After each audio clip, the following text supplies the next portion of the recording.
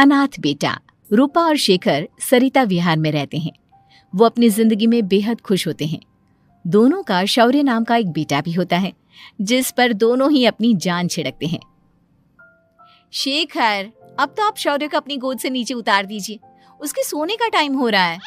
नहीं रूपा, इसे मेरे पास ही रहने दो प्लीज।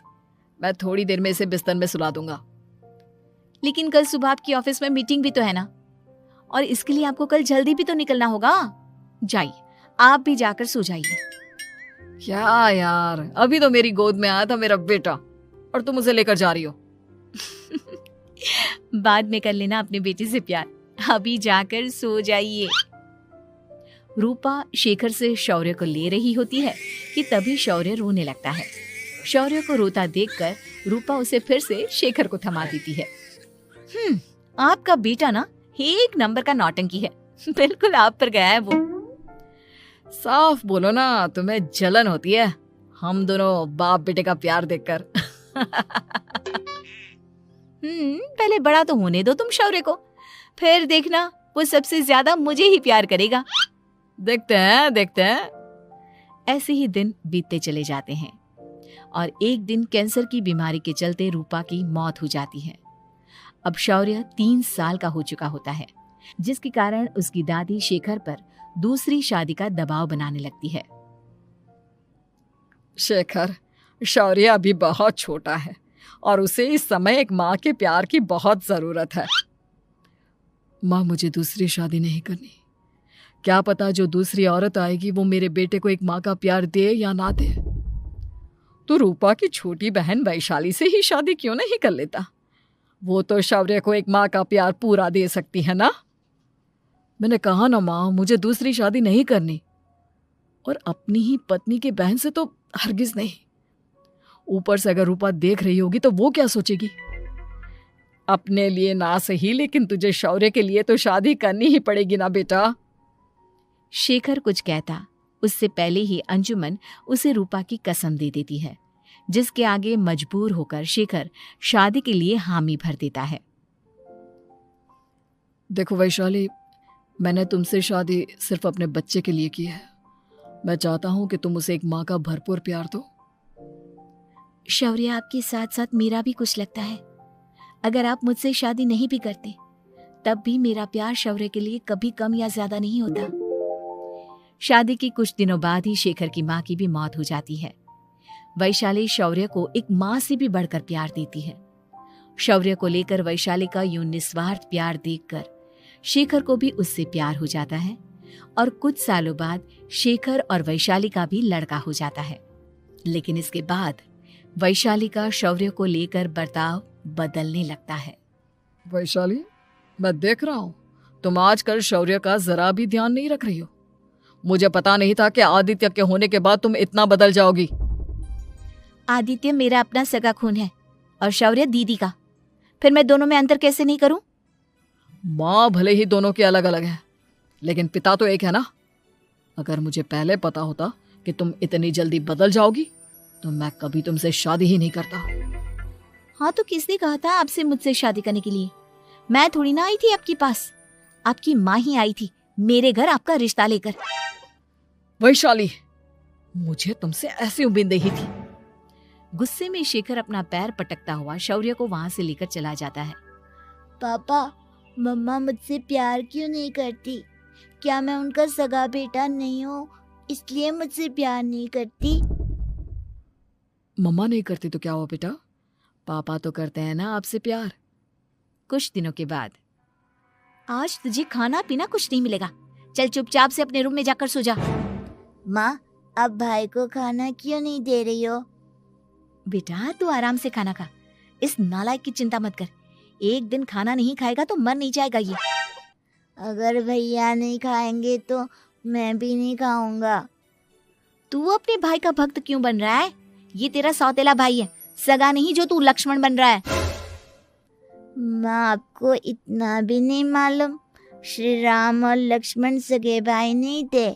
श्री राम माता कौशल्या और लक्ष्मण माता सुमित्रा की कोख से जन्मे थे। दोनों के सिर्फ पिता एक थे लेकिन माँ अलग थी। मुझे ज्यादा ज्ञान देने की जरूरत नहीं है, ये सतयुग और त्रेता युग नहीं है, समझे? आया बड़ा भाई का चमचा।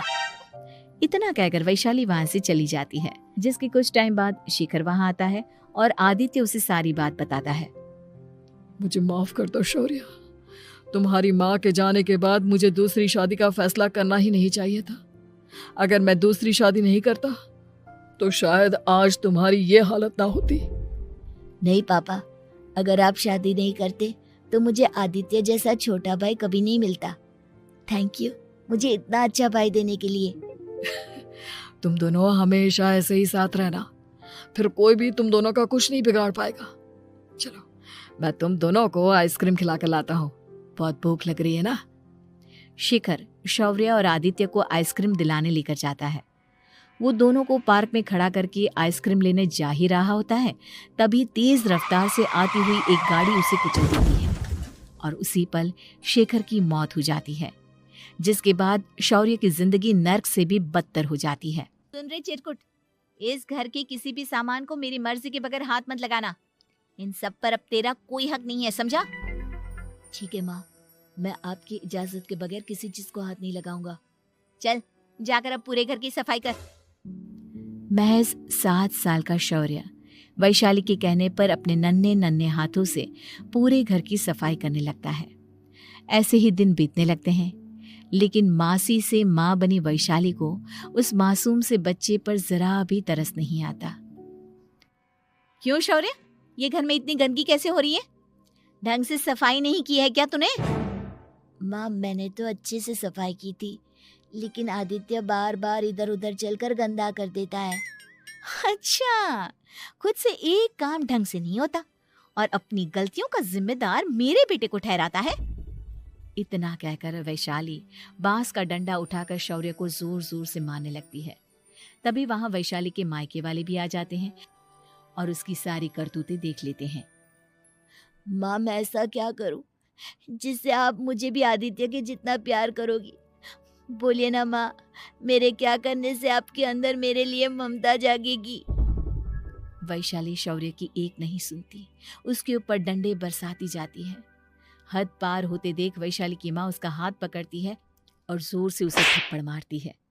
यही सब करने के लिए तूने दामाद जी से शादी की थी? हमने सपने में भी तुझसे ऐसी हरकत की उम्मीद नहीं की थी। तू माँ नहीं, माँ के नाम पर एक धब्बा है। बस कीजिए माँ, आदित्य के इस दुनिया में आने से पहले मैंने इसे बहुत प्यार किया था, लेकिन अब जब मेरी खुद की औलाद है तो मैं किसी और के बच्चे से प्यार क्यों करूं? अरे नालायक औरत, जिसे तू किसी और का बच्चा कह रही है वो तेरी खुद की सगी बहन का बच्चा है। बहन है तो क्या हुआ, मेरे अपने बच्चे से बढ़कर तो नहीं हो सकता ना ये कभी। अगर यही बात थी तो तू हमें पहले बता देती, हम शौर्य को अपने साथ ले जाते। उसे इस तरह प्रताड़ित करने की क्या जरूरत थी? अगर आपको लेकर जाना है ना तो ले जाइए इसे, मैं नहीं रोकूंगी। नहीं माँ, मुझे कहीं नहीं जाना, मुझे आपके साथ ही रहना है। मैं तेरी कोई माँ बाबा नहीं हूँ, तेरी माँ मर चुकी है, समझा? अब निकल जा मेरे घर से। माँ अब बहुत गंदी हो, मुझे भी नहीं रहना आपके साथ, मैं भी भाई के साथ ही जाऊंगा। अरे तू क्यों जाएगा, तू तो मेरा सगा बेटा है, जाने दे इसे। हम यहाँ ऐश से रहेंगे, तुम्हारे पापा बहुत सारी जमीन जायदाद छोड़ गए हैं तुम्हारे लिए। नहीं माँ, मुझे भाई के साथ जाना है। आप अच्छी नहीं हो, आप बहुत बुरी हो, आप भाई को बहुत परेशान करती हो। देख वैशाली, तुझसे ज्यादा समझ तो इस मासूम बच्चे में है। ये तेरे बुरे कर्मों का ही नतीजा है जो आज तेरी सगी औलाद खुद से तुझे ठुकरा रही है। आदित्य, तुझे इस शौर्य ने भड़काया है ना मेरे खिलाफ? नहीं माँ, मुझे किसी ने भड़काया नहीं, पर मैं सब देखता हूँ, सब समझता हूँ। भाई बहुत अच्छा है, वो आपकी जैसा नहीं है। चलिए नानी। इतना कहकर वैशाली के मायके वाले आदित्य और शौर्य को अपने साथ ले जाते हैं और इस तरह वैशाली बड़े से घर में अकेली पड़ जाती है। 2 बेटों के होते हुए भी आज उसे माँ कहकर बुलाने वाला कोई नहीं होता।